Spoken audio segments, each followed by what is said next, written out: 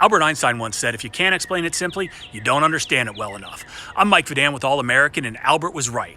And this is why most marketing messages fail. They focus only on the actual service, or you, the service provider, not the benefits to the customer. Eliminate me and I from your vocabulary. There are too many business owners and coaches that are all about me and I.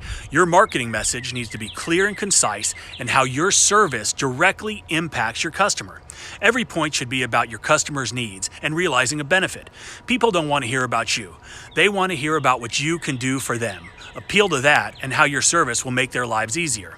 We all love to talk about ourselves and our business, our equipment. But as a small business owner, you need to focus on one simple thing: your customer's needs. In other words, talk about what your customer is buying, not what you're selling. Let me know what you think about this in the comments below. Please subscribe and have a great day, but most importantly, stay positive.